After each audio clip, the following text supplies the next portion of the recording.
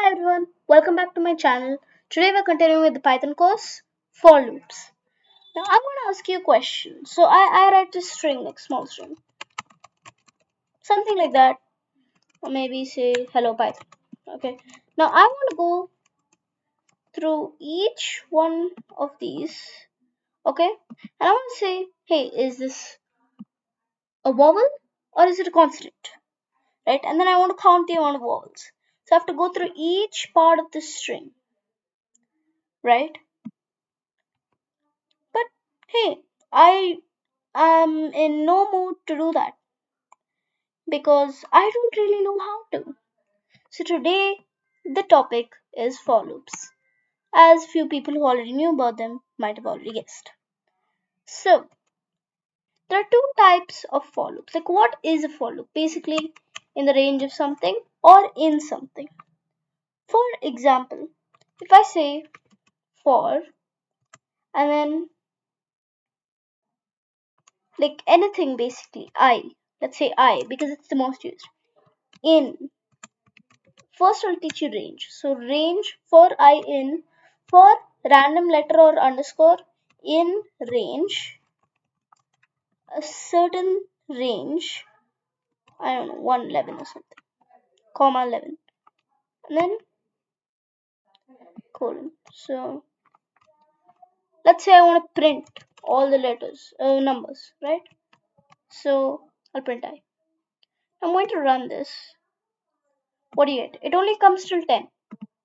It's because 11, right? If we say till 11, it means I'll do 1, 2, 3 all the way up to 11 minus 1. The 11 won't be counted because it's only till 11. Okay, so basically the 11 is not counted, but it's still 11. So it'll show me till 10. So now, what about the other thing that I was talking about? So for that, let's say I have x's hello Python. Nobody's gonna say hello world.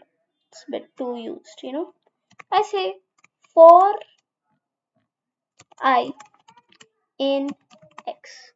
Now, why didn't I put range? Where are the brackets? Where is the syntax? You might be freaking out right now. Okay, but chill. This is just another type of for loop. So for I in x, print I. Let's see what it shows you and then I'll explain. Yes, you're right if you guess this beforehand. It goes through each letter, including spaces and cases, and prints it out on the output screen or the console. So, what have we learned today? We've learned the for loop, which states that for underscore or any variable in range of some range. Okay, so 1 to 11 something. And you can do anything you want. But remember, before we end this session, you must always put the indentation. Okay, the indentation is very important.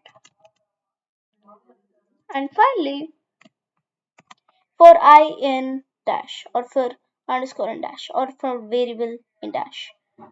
So it'll go through each part of that variable. So print print I.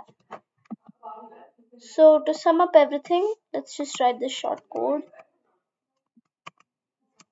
to showcase the wonders of the for loop. 1, 2, 3, 4, 5, 6, 7, 8, 9, 10. Since we didn't leave a space anywhere, it's hello Python.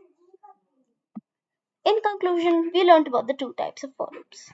Thank you for watching. Subscribe if you enjoyed the video. Thanks and have a nice day.